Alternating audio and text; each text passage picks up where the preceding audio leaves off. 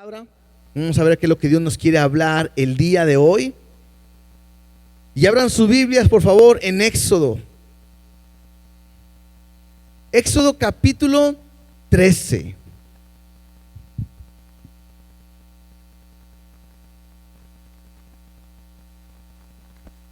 Éxodo capítulo 13. Yo le he titulado a este capítulo, si ustedes se dan cuenta en su Biblia, se divide en dos. Y la primera me habla de consagrarme, habla de consagración.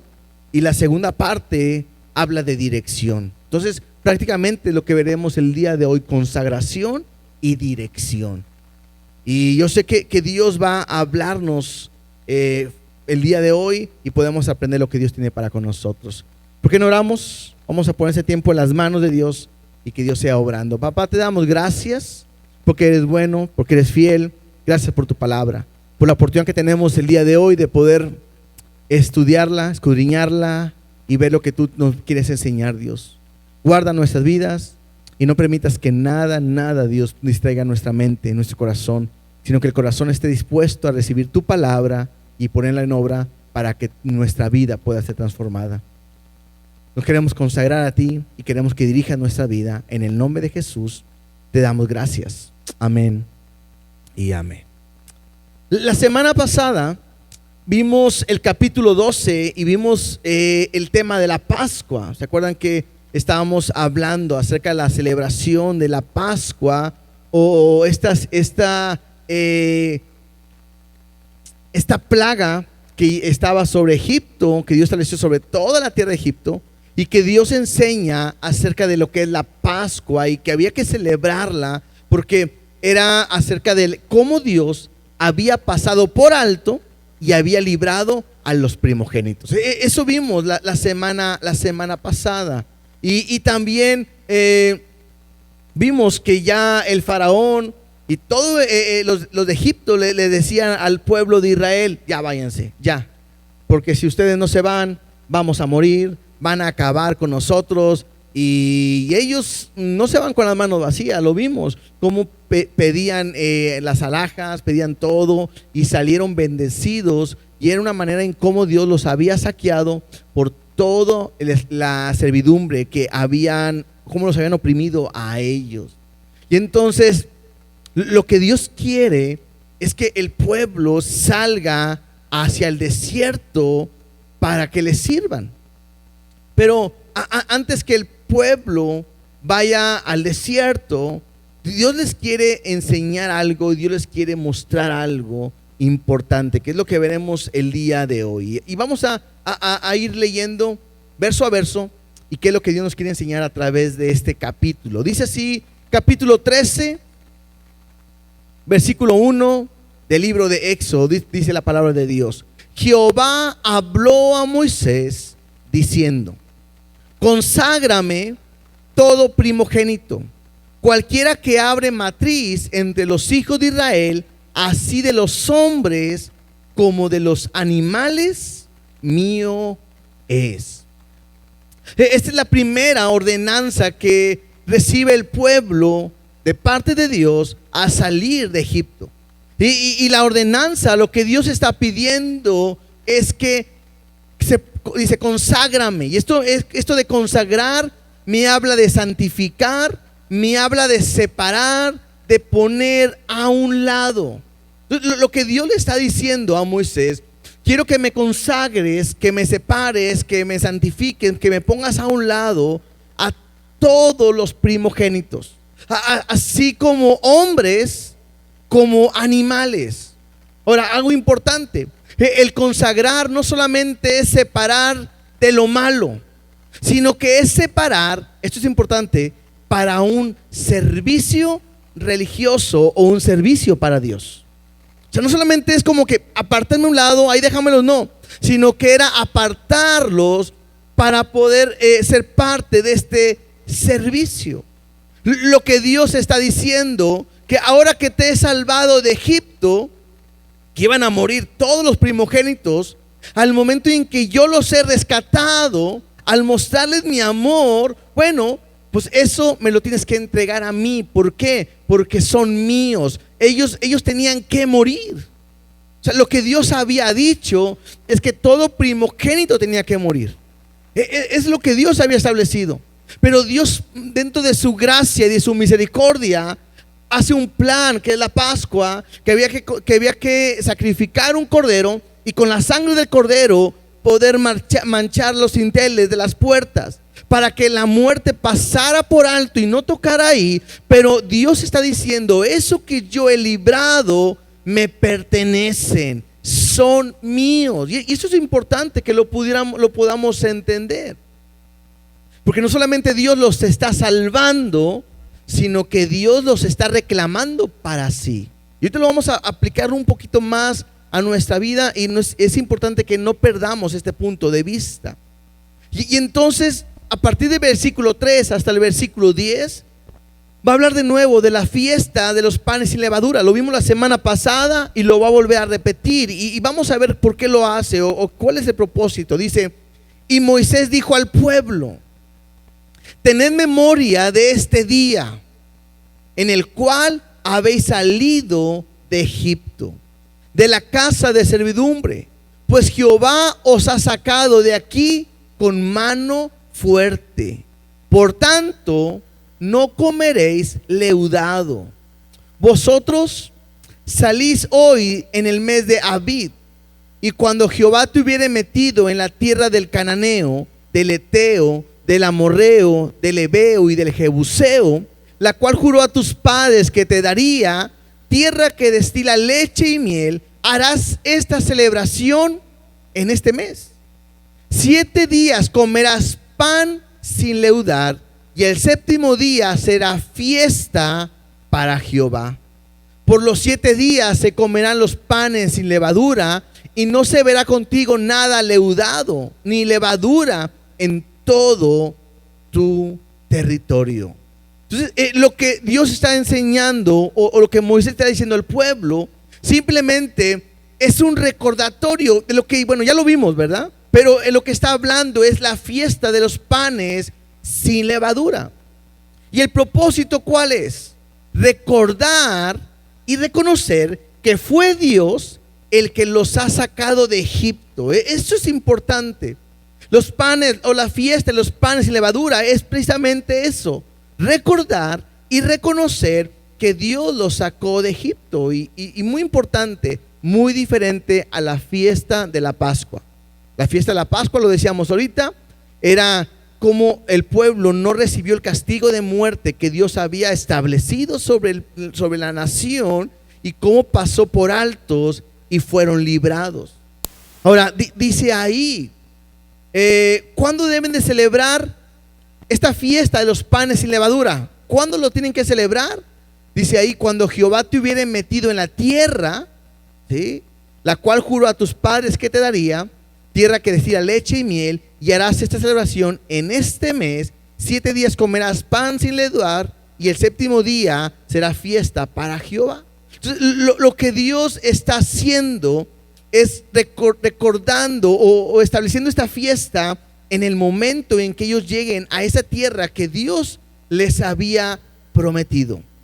Ahora, si eso lo aplicamos hoy en nuestros días, creo que es lo mismo. Ellos tenían que recordar el momento en cómo Dios los libró de Egipto.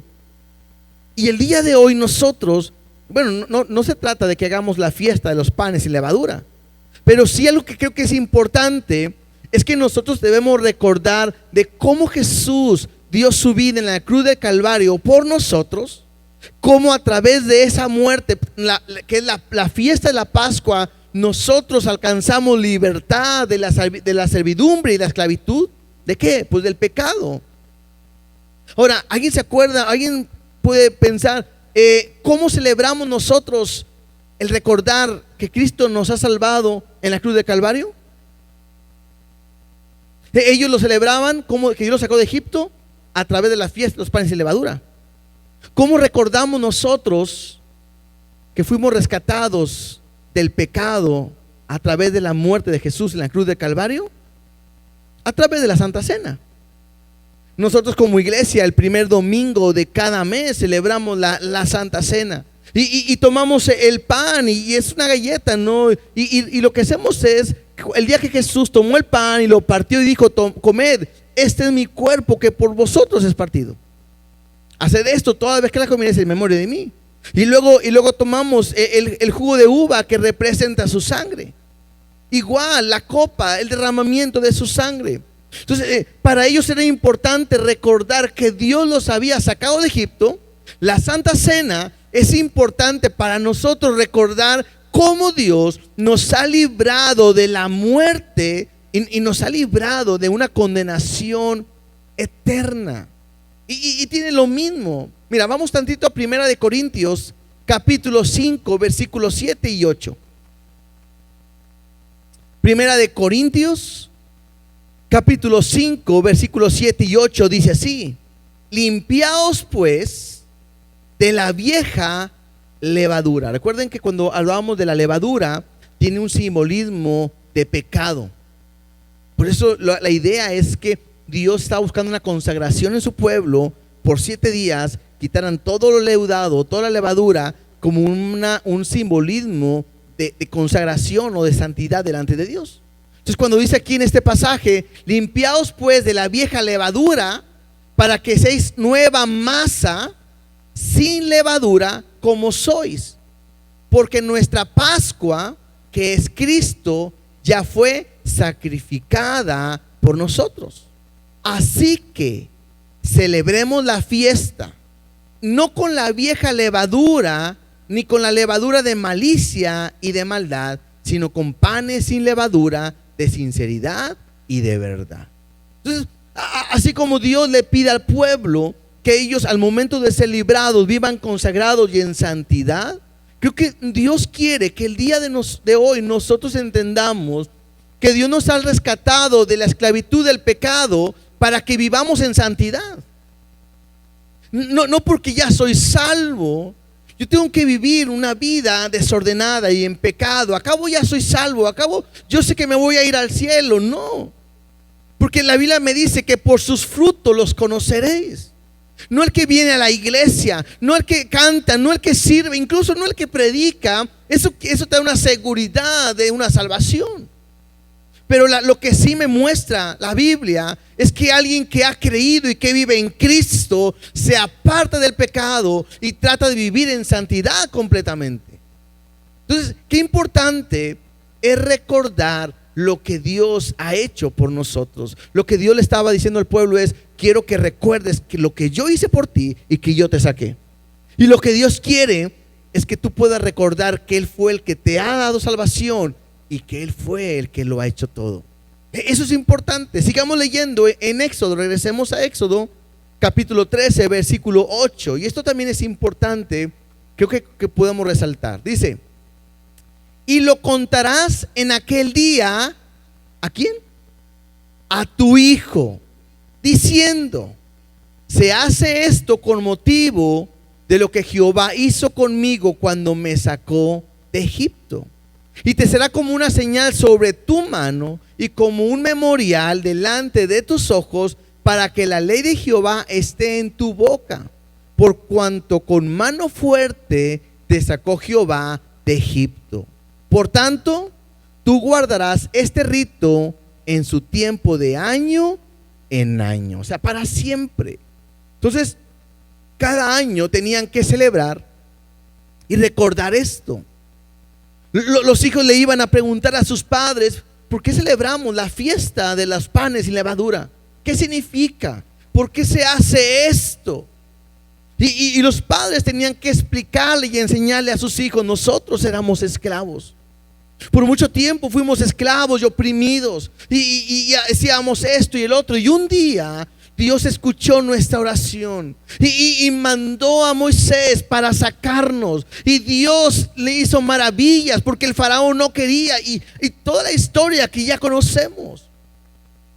Lo importante de esta fiesta es recordar el poder, la mano de Dios en nosotros, en su pueblo.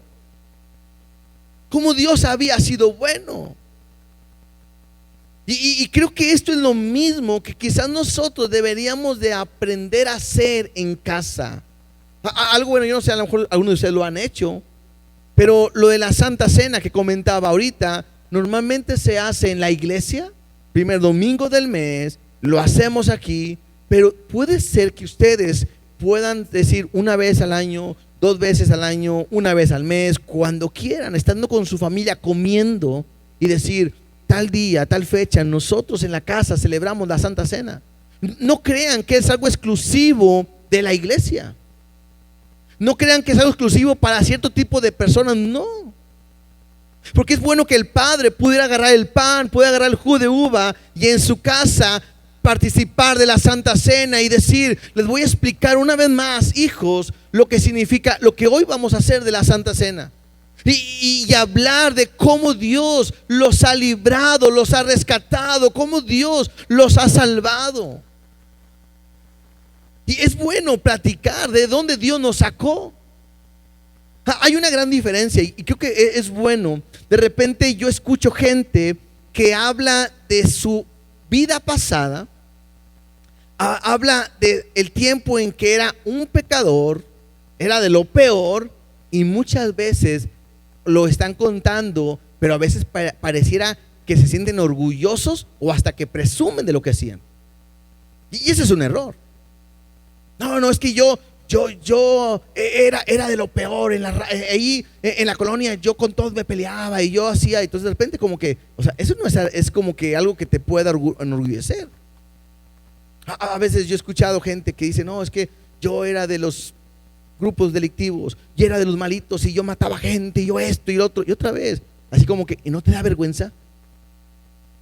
O sea, no deberías de exaltarlo eso. Lo importante no es lo que hacías, porque todos lo hacemos igual que tú, o lo hacíamos igual que tú.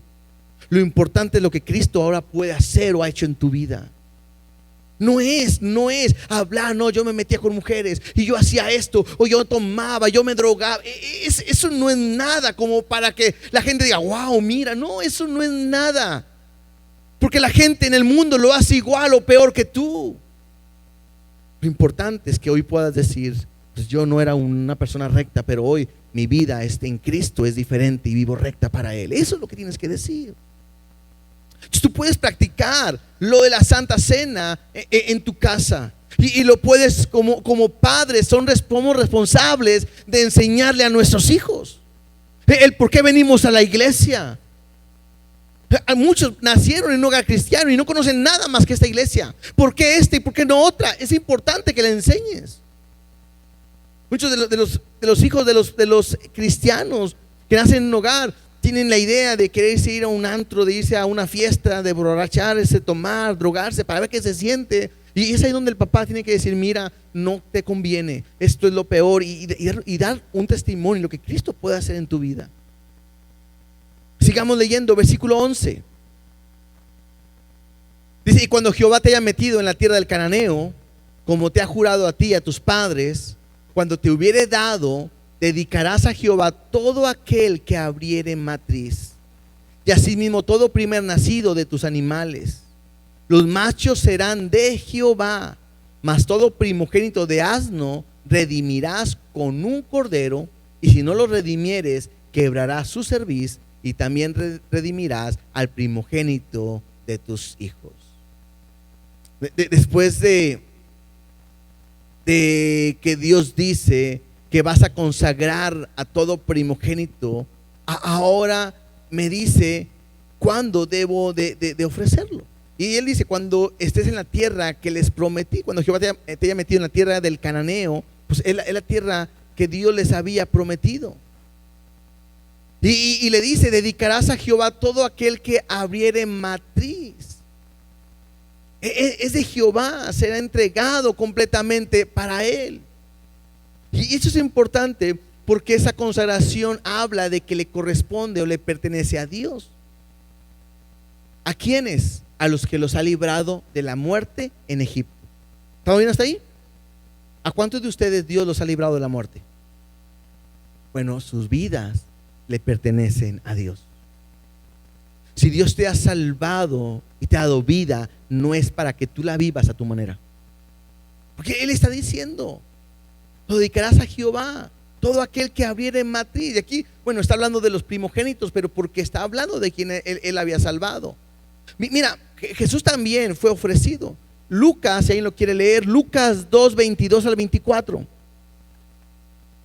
Lucas capítulo 2, del 22 al 24, dice: y cuando se cumplieron los días de la purificación de ellos conforme a la ley de Moisés, le trajeron a Jerusalén para presentarle al Señor, como está escrito en la ley del Señor: todo varón que abriere la matriz será llamado santo al Señor, apartado, y para ofrecer conforme a lo que se dice en la ley del Señor, un par de tórtolas o 2 palominos. Entonces, lo que está diciendo Dios simplemente es: todo primogénito me lo vas a dedicar a mí. Si era un animal, era matarlo, era dedicarlo, apartado completamente para Dios. Bueno, dice ahí, si es un asno, bueno, ese no me lo vas a dedicar. Ese, como era un animal inmundo, tenía que ser redimido con un cordero, ¿sí? Entonces, en vez de presentar ese asno, ese animal inmundo, se apartaba, pero el que tomaba su lugar era un cordero. Y la palabra redimir se refiere a pagar un rescate o salvar. Entonces, con un cordero ellos lo sacrificaban para poder salvar. Igual con los hijos, ¿verdad?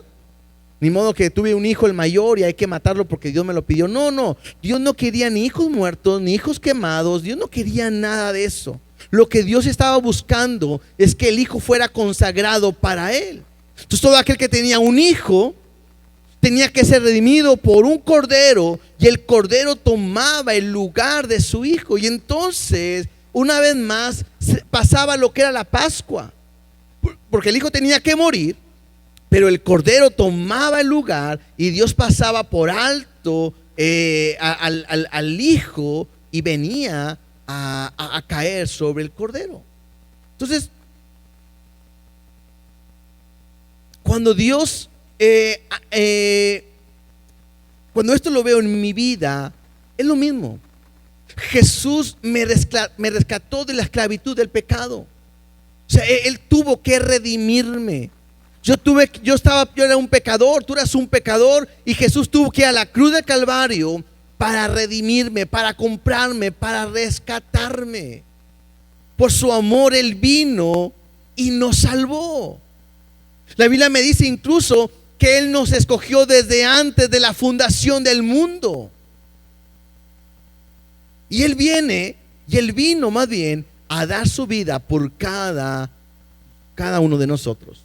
Y vuelvo a decirte, si Dios rescató tu vida, si Dios compró tu vida, si Dios redimió tu vida, no es para que la vivas como nosotros queramos vivirla. Y te digo algo, examínate, por favor. Examínate, porque mi idea no es hacer sentir mal a nadie, sino simplemente meditar.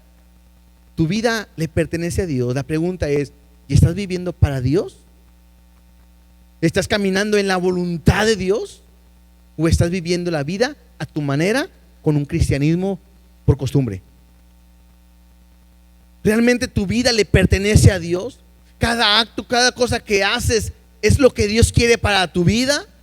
¿O simplemente vives tu vida a tu manera, con la bandera de que soy cristiano, o que le pertenece a Él?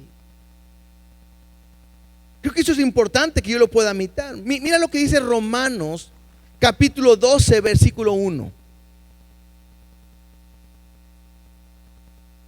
Romanos 12, 1, algunos se lo saben hasta de memoria. Dice: así que, hermanos, os ruego por las misericordias de Dios. A mí me gusta decirlo esto porque cuando tú vas leyendo el libro de Romanos, desde el principio empieza a hablar de la condición del hombre. Después habla de que no hay ni un justo ni un uno. Después me habla de que Jesús vino a dar su justicia. Y después me habla de la muerte de Cristo. Me habla de su amor. Me habla de todo un proceso que Dios hace. Y cuando llega en el capítulo 12, lo que Pablo está diciendo: así que, hermano, os ruego, ya que has visto la misericordia de Dios en tu vida, Si ya has visto la misericordia de Dios en tu vida, bueno, ahora sí, que presentéis vuestros cuerpos en un sacrificio vivo, santo, agradable a Dios, que es vuestro culto racional. Esa frase de, empezando, número 1, dice que presentéis vuestros cuerpos en un sacrificio vivo. ¿Qué quiere decir esto? Cuando Dios pedía un sacrificio de un animal, no lo podías dar por partes. O lo dabas todo o nada. O sea, Dios no puedes decir a Dios, Dios, solamente te voy a dar la mitad del animal. Lo demás lo voy a guardar, lo voy a usar. No. A Dios lo entregabas todo o no le puedes entregar nada. Cuando Dios está diciendo que en un sacrificio vivo, me está hablando de una entrega total. A Dios no le puedes entregar, Dios, te entrego toda mi vida menos mi cartera. Te entrego toda mi vida menos mi tiempo.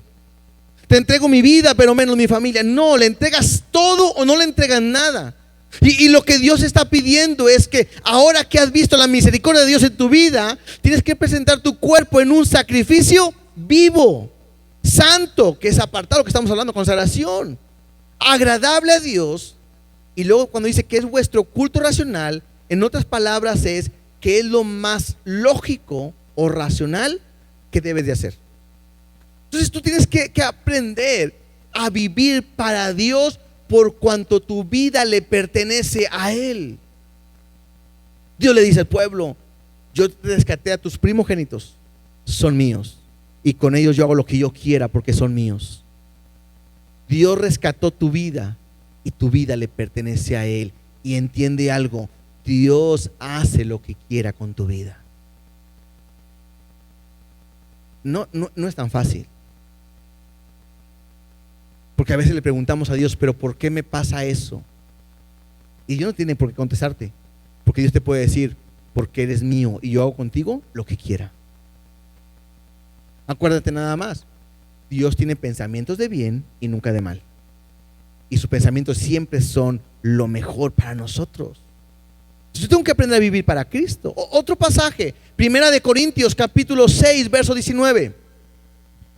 Primera de Corintios capítulo 6 19 y 20 dice: ¿o ignoráis que vuestro cuerpo es templo del Espíritu Santo? ¿Vuestro cuerpo qué es? Templo del Espíritu Santo, habitación de Dios. Versículo 20. ¿Por qué? Porque habéis sido comprados por precio. Glorificad pues a Dios en vuestro cuerpo y en vuestro espíritu, los cuales son ¿de quién? De Dios. Entonces, cuando tú tienes algo y lo vendes, ya no puedes hacer nada con eso porque ya no es tuyo. El que lo compró puede hacer lo que quiera. Dios te ha comprado y Él puede hacer contigo lo que quiera. Y me encanta que dice que nuestro cuerpo y nuestro espíritu son de Dios, le pertenece a Dios. Por eso nunca vayas a usar: es que es mi vida, yo con mi vida hago lo que yo quiera. Error. No tienes nada, le pertenece completamente a Dios. Segunda de Corintios 5, 14 y 15, por favor. Segunda de Corintios capítulo 5, 14 y 15 dice: porque el amor de Cristo nos constriñe, pensando esto, que si uno murió por todos, luego todos murieron. Y por todos murió, para que los que viven ya no vivan para sí. Eso lo pueden subrayar ahí en su Biblia. Para los que viven ya no vivan para sí, sino para aquel que murió y resucitó por ellos. Por eso tenemos que tener mucho cuidado cuando de repente en la iglesia te empiezan a enseñar un evangelio humanista. Cuando te empiezan a decir: es que Dios tiene un plan para tu vida y Dios quiere que seas feliz y Dios creó este mundo para ti y Dios quiere que seas grande y Dios quiere que seas un campeón y Dios quiere que... Bueno, bíblicamente nada de eso viene. La Biblia me dice claramente que todo fue creado por medio de Él. ¿Y para quién? para Él. No es que Dios quiere que tú seas rey y que tú quieres que conquistes y gobiernes y dirijas y así. ¿En dónde dice eso? Que poseas. No, Jesús dice: no hagáis tesoros en la tierra. Dios dice: aquí no está tu ciudadanía, está en los cielos. Aquí no tiene nada que ver. Pero si dice que de Jehová es la tierra y su plenitud, el mundo y los que en él habitan, es de Él, no es tuyo. Cuidado, porque la vida que tienes no es para ti. Dios no prometió felicidad en ningún momento. Jesús voltea con sus discípulos y dice: nomás quiero decirles algo, ya me voy, pero en el mundo tenéis aflicciones.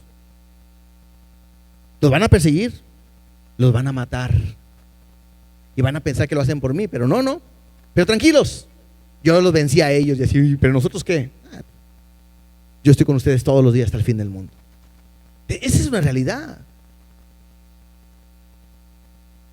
Eso es lo que Dios realmente nos dice.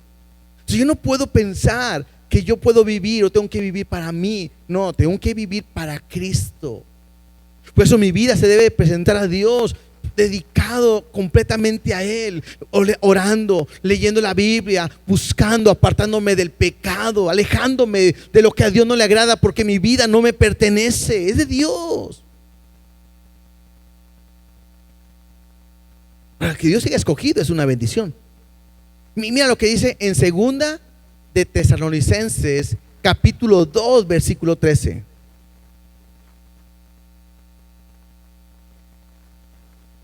Y esto es para todos nosotros. Pero nosotros debemos dar siempre gracias a Dios respecto a vosotros, hermanos amados por el Señor, de que Dios os haya escogido desde el principio para salvación. ¿Cuánto le dan gracias a Dios que Dios los escogió desde el principio? Si no, imagínense qué sería nuestra vida, ¿no? Lo dice ahí: mediante la santificación por el Espíritu y la fe en la verdad. ¿Cuál es la voluntad de Dios para tu vida? ¿Alguien sabe cuál es la voluntad de Dios para su vida? Bueno, 1 de Tesalonicenses 4:3, ahí viene. Si tú no sabes, Dios, ¿cuál es la voluntad de Dios? ¿Qué quieres que yo haga? Ahí lo podemos encontrar. 1 de Tesalonicenses 4:3 dice: pues la voluntad de Dios es vuestra santificación. ¿Qué es ser santificado? Estar apartado. O sea, yo lo he comentado muchas veces y creo que es la manera más fácil de entender qué es ser apartado. Santificado es ser apartado. ¿Qué es ser apartado? Como cuando tú tienes los trapos, los cepillos con los cuales lavas el baño, ¿cierto? Lavas el baño, tienes trapos con el cual limpias ahí todo lo que tiene que ver con el baño. Y esos trapos y esos cepillos o lo que tienes ahí, no es cierto que como que estos son los del baño y los tienes así apartaditos.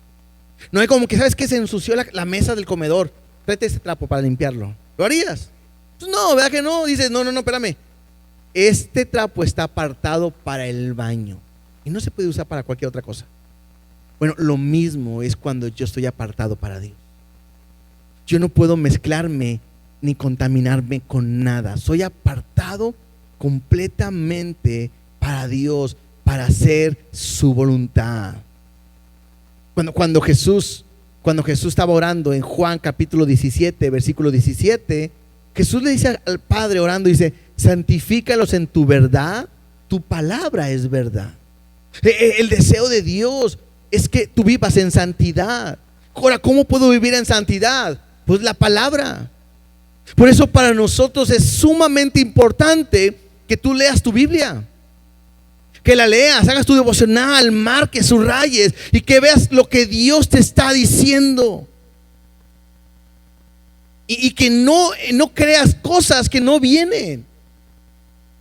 Porque la única palabra verdadera pues es la palabra de Dios. Entonces mi vida tiene que estar santificada y apartada para Él, para agradarle. Regresemos a Éxodo, por favor, capítulo 13, versículo 14. Dice: Y cuando mañana te pregunte tu hijo diciendo, ¿qué es esto?, le dirás: Jehová nos sacó con mano fuerte de Egipto, de casa de servidumbre, y endureciéndose Faraón para no dejarnos ir, Jehová hizo morir en la tierra de Egipto a todo primogénito, desde el primogénito humano hasta el primogénito de las bestias. Y por esta causa yo sacrifico para Jehová todo primogénito macho y redimo al primogénito de mis hijos. Te será pues como una señal sobre tu mano y por un memorial delante de tus ojos, por cuanto Jehová nos sacó de Egipto con mano fuerte. Y esto es interesante, porque qué importante, me imagino yo, que de repente el hijo veía a su papá lo que estaba haciendo y la manera de vivir de su papá o de agradar a Dios que hacía su papá, hacía que el hijo preguntara: ¿y por qué? ¿Y para qué? ¿Cómo que yo soy santificado? ¿Cómo que yo estoy apartado? ¿Y por qué? Y aquí me dice la explicación. Pero viéndolo en nuestros días, qué increíble fuera que nuestros hijos pudieran preguntarnos a nosotros el por qué vivimos así para Dios. ¿No es cierto? O sea, qué importante. Y esto es bueno que lo veamos los que somos papás. Qué importante es que mi hijo me vea como un verdadero cristiano. Voy a decir algo que yo sé que es verdad en muchos hogares. Hay hermanos que en la iglesia viven como hermanos, como cristianos, como hijos, como santificados, pero en su casa viven como no cristianos, como gentiles. Por eso muchas veces los hijos no quieren saber nada de Dios. Por eso muchas veces los hijos no quieren servirle a Dios. Yo he escuchado hijos de pastores que dicen: ¿para qué? ¿Para ser como mi papá? No, gracias. Y es triste, porque aquí nos paramos y hablamos y predicamos y aconsejamos y todo, no, hasta ven a que haces el ungido de Jehová y todo. Pero en la casa, donde me conocen mis hijos, donde conoce mi esposa, ahí es una realidad. Y yo creo que ahí es, y yo no voy a hablar de nadie, no estoy hablando de nadie, pero creo que una evidencia que cuando tú le amas a Dios y le sirves con todo tu corazón y eres un ejemplo, se ve reflejado en que tus hijos le aman, le buscan, le sirven a Dios dentro de la misma iglesia. Cuando tú no tienes eso, tu hijo no está comprometido, tu hijo no está metido, tu hijo no sirve en la iglesia, no va a servir, no sirve aquí en el servicio de la iglesia, ¿verdad? O sea, no está sirviendo. ¿Por qué? Porque no ve a su papá. Y si ve a su papá o su mamá y sabe que esto es falso y es una hipocresía, él sabe más que todos. Y a veces dicen: si conocieras. Sí, hermano, Dios te bendiga, un abrazo, beso y todo. Se acaban de pelear en la casa. He escuchado gente. Tengo un tío que trabaja en un taxi y es cristiano, y dice que él fue a la iglesia y al salir de la iglesia pues traía el carro y dice: pues es que voy a trabajar un ratito, y dijo, le dio la vuelta y se puso donde la iglesia era grande y se puso para recibir gente, y se sube unos hermanos que se acaban de salir del culto de donde va él, y ellos no sabían que él era de la misma iglesia, pensaron que era una persona X, ¿no? Mi tío dice: me quedó sorprendido la manera de hablar y todo, cómo se expresaba el hermano que acababa de salir del culto con su familia, cómo gritaba, cómo hablaba, cómo maldecía, y yo me quedé así. Entonces yo tengo que decirlo, qué importante es que nuestros hijos vean en nosotros un hombre que ama, que teme a Dios y que le busca y le sirve, para que mis hijos puedan quedarse ahí. La mejor herencia que tú le puedes dar a tus hijos es enseñarles el temor de Dios. Es lo mejor. Que ellos puedan entender cómo tú le buscas, le sirves, cómo tú temes a Dios, para que el día que no estés, ellos puedan decir: si algo mis papás me dejaron, aparte de las deudas, ¿verdad? No, las deudas no. aparte de lo que mis papás me dejaron, fue el temor a Dios. Y yo estoy aquí por el testimonio, por el ejemplo de mi mamá, por el testimonio y mi ejemplo de mi papá, y porque yo tengo que seguir los caminos de ellos. ¿Sí me explico? Dios lo que le está diciendo al pueblo es eso. Cuando tu hijo te pregunte, le vas a explicar, le vas a decir: era un pecador, era un esclavo, Dios me amó, Dios me redimió, me ha salvado de una condenación eterna. Que ellos entiendan que el servir a Dios no es religiosidad, sino que servir a Dios es una realidad de nuestra vida. Y ahora, no lo estoy inventando ahorita, sino que la Biblia nos lo dice. Mira rápidamente, Deuteronomio capítulo 6, versículo 5.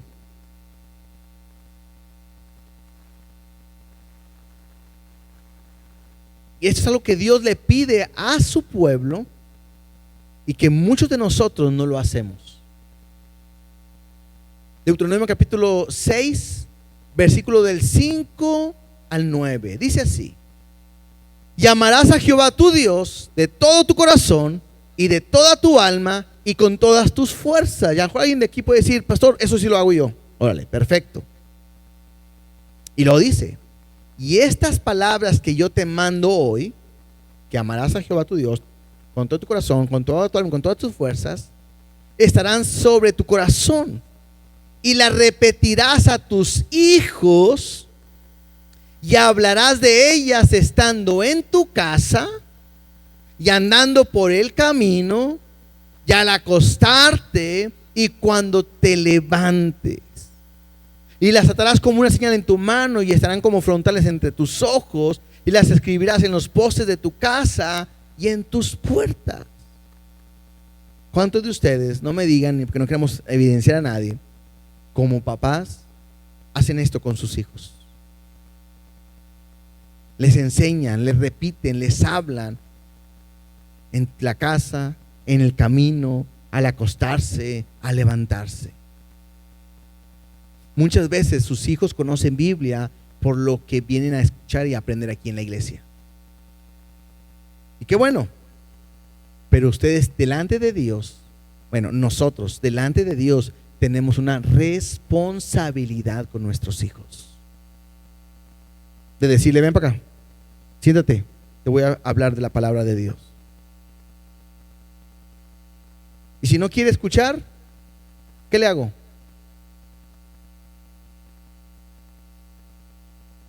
No le estoy preguntando, te estoy diciendo: siéntate. Pastor, ya está grande. Con mayor razón.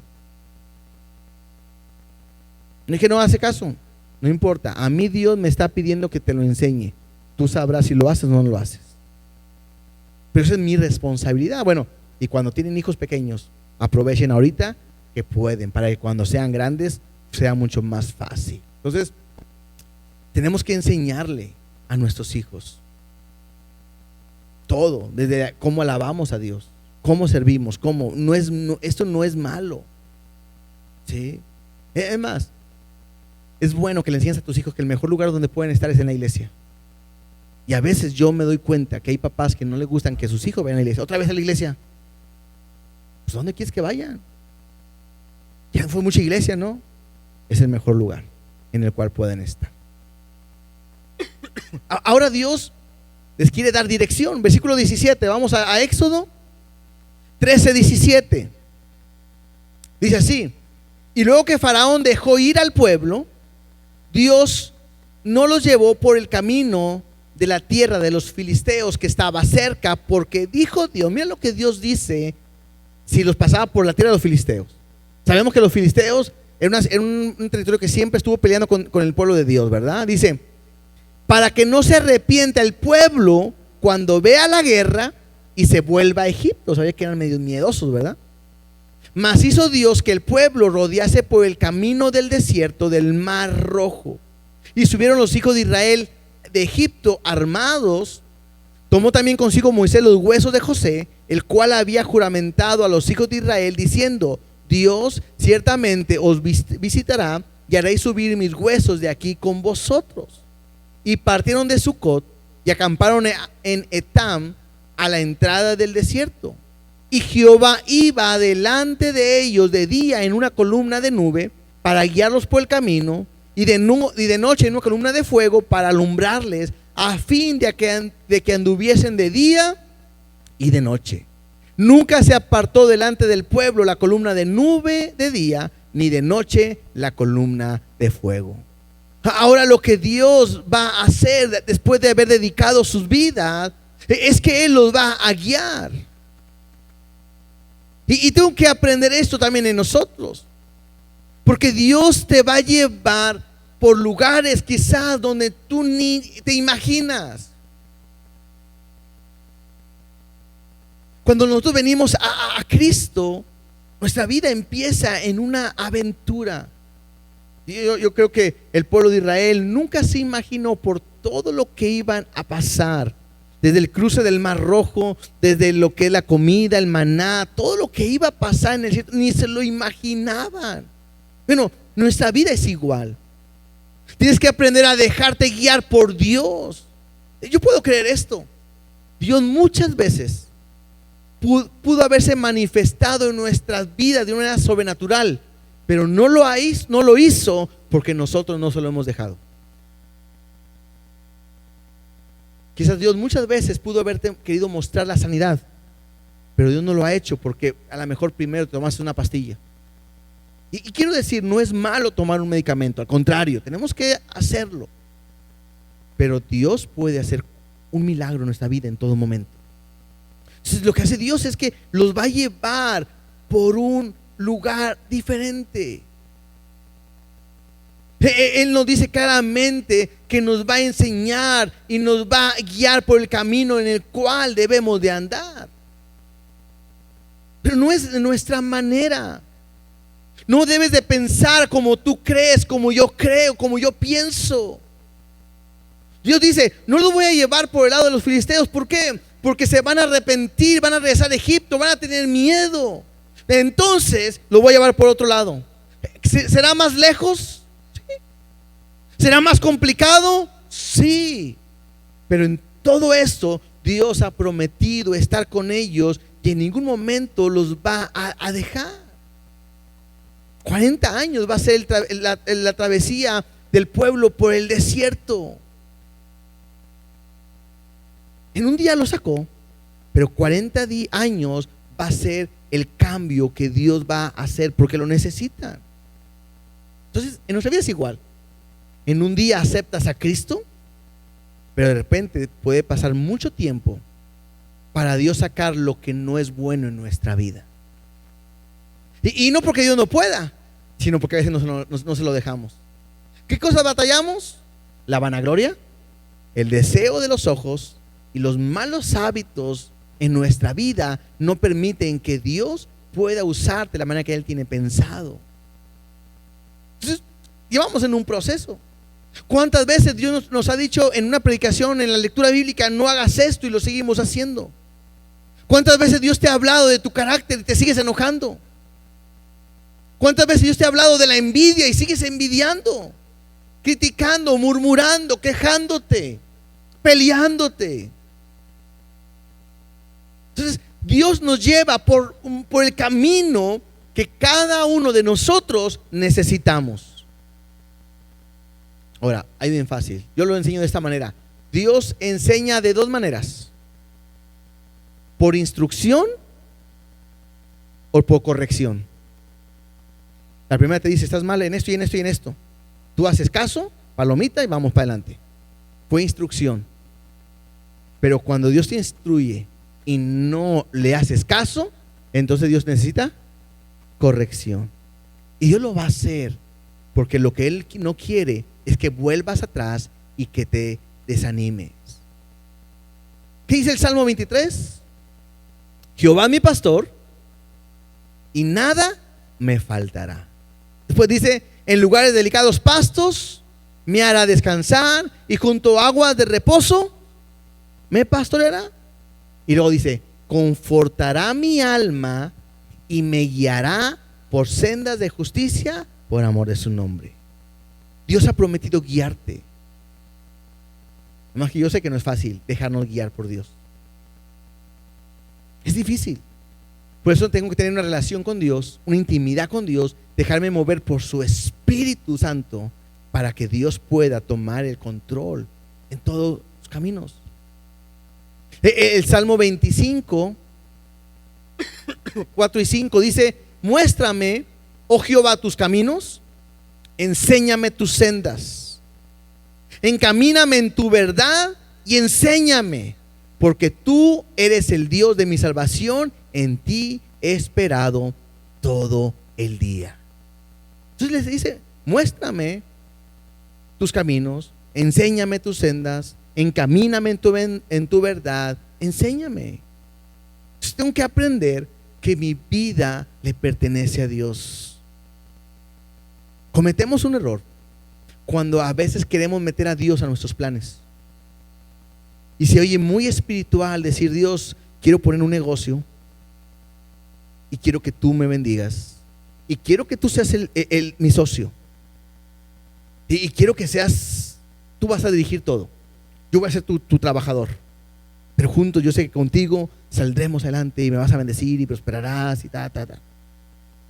Eso se oye muy religioso, muy espiritual, pero va en contra de lo que la Biblia enseña. Porque la Biblia me enseña que cuando Jesús llamó a sus discípulos, dice: y dejándolo, ¿qué? Todo le siguieron. Bueno, hermanos, es que no tenían negocio. Sí, cuando Pedro en la pesca milagrosa estaba en un fracaso, no había pescado en toda la noche, y de repente Jesús llega, échalo de otro lado, pescan, se querían romper las redes, y era el momento en que Pedro le pudo haber dicho: Señor Jesús, ¿hacemos negocio o qué? ¿Cómo ves? Serás mi socio. Si tú me ayudas con una de estas, de pedir una vez a la semana, una vez al mes, no sé, yo te pago todo tu ministerio y hacemos lo que tú quieras. Pero no. ¿Qué hace Pedro? Y dejándolo todo, le siguió. Porque no se trata de los planes míos, se trata de los planes de Dios. Y vuelvo a decirte, no es fácil. No es fácil. Porque a veces uno quiere ir para allá y Dios dice: no, vas para allá. Pero es que vas para allá. O hay veces que uno quiere moverse y Dios dice: no te muevas, quédate aquí. Señor, pero mira la oportunidad. Y Dios: no te muevas. Acuérdate, Dios tiene pensamientos de bien y no de mal. Versículo 21 dice: y Jehová iba delante de ellos. Me regresé a Éxodo 13:21. Y Jehová iba delante de ellos de día en una columna de nube para guiarlos por el camino, y de noche en una columna de fuego para alumbrarles, a fin de que anduviesen de día y de noche. Esto me llama la atención porque me habla de que Dios no quería que se detuvieran. Y me habla de que mi caminar con Dios no me puedo detener.